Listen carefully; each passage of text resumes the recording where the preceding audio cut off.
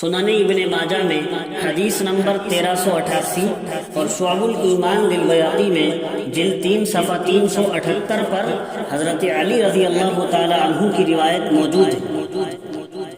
حضرت علی رضی اللہ تعالی عنہ کہتے ہیں کہ رسول اکرم صلی اللہ علیہ وسلم نے ارشاد فرمایا، اذا کانت لیلۃ النصف من شعبان، جب شعبان کی 15ویں رات ہوتی ہے، فقوموا لیلہا، تو اس رات میں تم قیام کرو،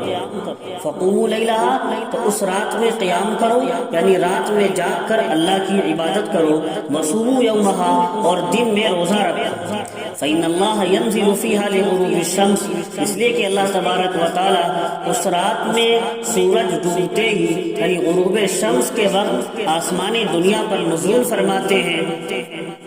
یعنی پہلے آسمان پر تشریف فرما ہوتے ہیں، فیقول، اور اعلان فرماتے ہیں، الا من مستغفر، کیا ہے کوئی مغفرت کا طلب کرنے والا، فاغفر له، کہ میں اس کے گناہوں کو بخش دوں،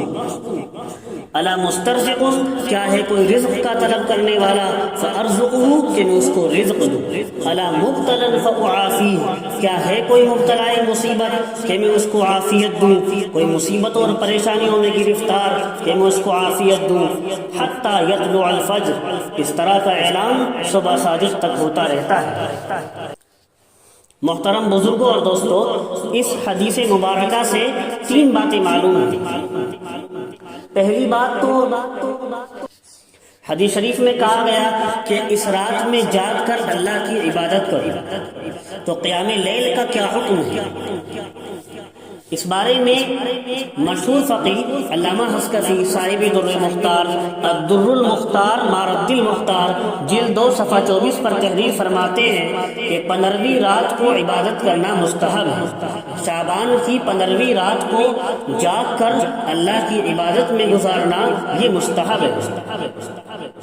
دوسری چیز اس میں آئی دن میں روزہ رکھنا، تو 15 شعبان کا روزہ رکھنے کا کیا حکم ہے؟ اس بارے میں حضرت حکیم الامت مولانا اشرف علی تھانوی نور اللہ مرقدہ زوال السنہ عن اعمال السنہ صفحہ 17 پر تحریر فرماتے ہیں کہ 15 شعبان کو روزہ رکھنا مستحب ہے۔ ایسے ہی مفتی محمد تقی عثمانی صاحب دامت برکاتہم شب برات کے بارے میں لکھتے ہیں، یہ کہنا بالکل غلط ہے کہ اس کی کوئی فضیلت حدیث سے ثابت نہیں ہے۔ حقیقت یہ ہے کہ 10 صحابہ کرام سے احادیث مروی ہیں جن میں اس کی فضیلت حضور اکرم صلی اللہ علیہ وسلم نے بیان فرمائی۔ اب 2 چیزوں کا حکم آپ کے سامنے آیا، رات میں جاگ کر اللہ کی عبادت کرنا یہ بھی مستحب ہے، اور دن میں روزہ رکھنا یہ بھی مستحب اور باعث ثواب ہے۔ تیسری چیز اس حدیث مبارکہ سے یہ معلوم ہوئی کہ اس رات میں اللہ کی طرف سے مغفرت کا خاص اعلان ہو رہا ہے، رزق دینے کا خاص اعلان ہے، اور مصیبتوں پریشانیوں سے نجات دینے کا خاص اعلان ہے۔ تو اس رات میں آدمی اللہ سے اپنی جائز حاجات کو مانگے، اور خصوصاً اللہ سے مغفرت مانگے، رزق حلال مانگے، اور مصیبتوں پریشانیوں سے نجات مانگے۔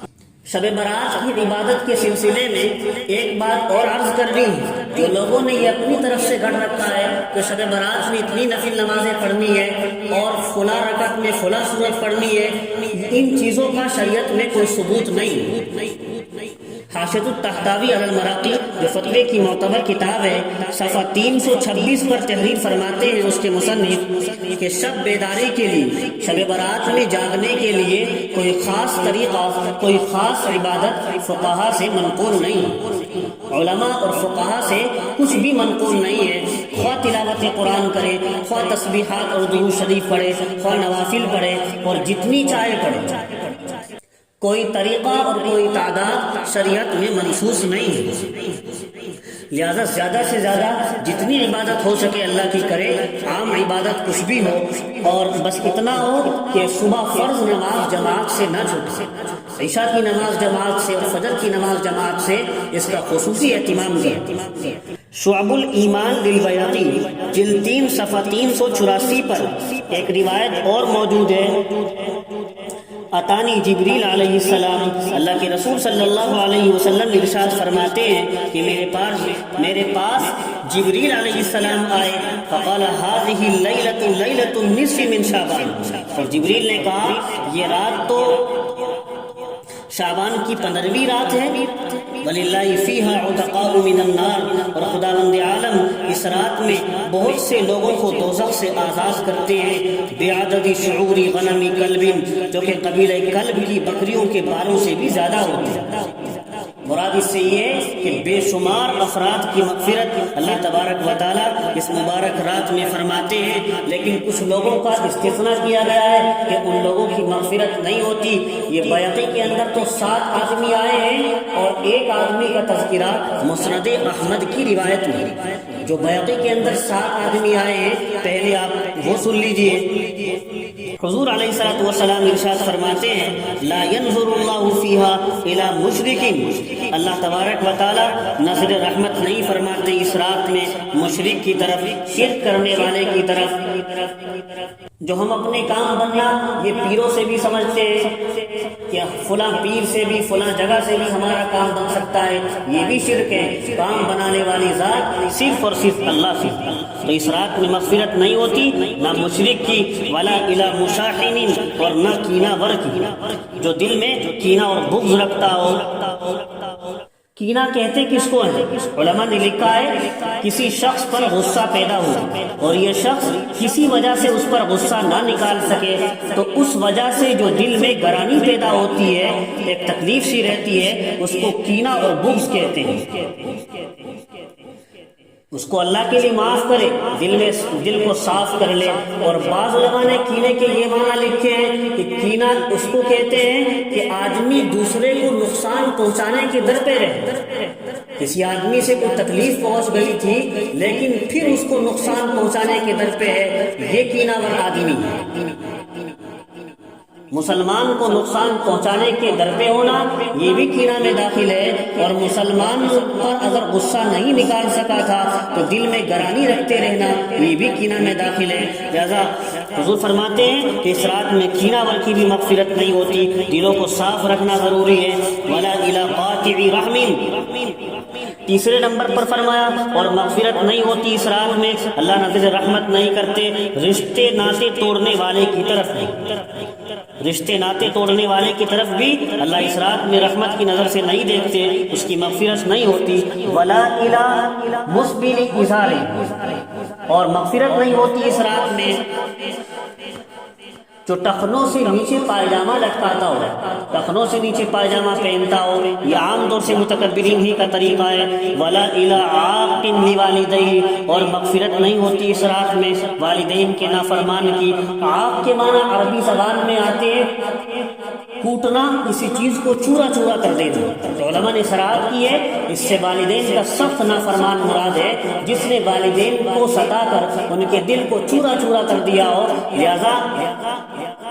عاق الوالدین کا لفظ اشارہ کر رہا ہے اس طرف کہ والدین کا سخت نافرمان یہاں مراد ہے۔ لہذا چھوٹی موٹی غلطیاں اور چھوٹی موٹی اوک چوک یہ والدین کی طرف سے بھی سرزد ہو سکتی ہیں اور اولاد کی طرف سے بھی سرزد ہو سکتی ہیں، ان میں تو معافی سے کام لینا چاہیے۔ لیکن عاق الوالدین جو والدین کا سخت نافرمان ہے وہ اس رات میں مغفرت سے محروم رہتا ہے۔ ولا الی مدمن خمر، اور اللہ نظر رحمت نہیں فرماتے شرابی کی طرف بھی، اور ولا الی زانیۃ بفرجها، اور نظر رحمت نہیں فرماتے اللہ تبارک و تعالیٰ اس رات میں مغفرت نہیں فرماتے بدکار عورت کی، زانیہ عورت کی۔ اور مسند احمد کی روایت میں 8واں آدمی یہ آیا ہے وقاتل نفسی، مسند احمد کی روایت میں 8واں شخص کا تذکرہ ہے وقاتل نفسی، اور اللہ اس رات میں مغفرت نہیں فرماتے کسی کو ناحق قتل کرنے والے کی، اللہ اس رات میں مغفرت نہیں فرماتے کسی کو ناحق قتل کرنے والے کی۔ تو یہ 8 گناہ تو حدیث میں بیان فرمائے گئے، یہ 8 آدمی ایسے ہیں جن کی اس مبارک رات میں بھی مغفرت نہیں ہوتی۔ تو کیا ان کی مغفرت ہمیشہ نہیں ہوتی؟ علماء نے لکھا ہے ان کی مغفرت ہو سکتی ہے جب بھی اپنے گناہوں سے توبہ کر لیں گے پکی سچی، تبھی ان کی مغفرت ہو جائے گی، لیکن جب تک اپنے گناہوں سے پکی سچی توبہ نہیں کریں گے اس مبارک رات میں بھی ان کی مغفرت نہیں ہے۔ تو یہ رات تو توبہ کی رات ہے، ہمیں اس کے علاوہ بھی چھوٹے بڑے تمام گناہوں سے اللہ سے توبہ کرنی ہے، اور یہ رات گناہوں سے معافی مانگنے کی رات ہے، اللہ سے معافی بھی مانگنی ہے، اور یہ رات اللہ کی رحمتوں کو حاصل کرنے کی رات ہے۔ محترم دوستو، یاد رہے ہمیشہ یہ راتیں میسر نہیں ہوتی، نہ جانے آئندہ سال بھی یہ رات ہمیں نصیب ہو یا نہ ہو۔ کچھ لوگ ایسے ہوں گے جو پچھلے سال اس شب برات میں زندہ تھے اور اب زندہ نہیں ہیں، لہٰذا دنیا سے جا چکے، تو ہمیں چاہیے کہ آئندہ سال یہ رات ہمیں نصیب ہو یا نہ ہو، اس لیے اس فضیلت والی رات اور مبارک رات کی قدر کریں، جتنی عبادت آسانی سے ہو سکے، جبکہ فجر کی نماز نہ چھوٹے خوب کریں، تلاوت قرآن، ذکر و اذکار، درود شریف وغیرہ، تسبیحات، جو بھی عبادت ہو سکے خوب کریں۔ اللہ مجھے بھی اور آپ کو بھی عمل کی توفیق نصیب فرمائے۔ شاعر نے کیا ہی خوب کہا ہے، جاگنا ہے جاگ لے افلاک کے سائے تلے، حشر تک سوتا رہے گا خاک کے سائے تلے۔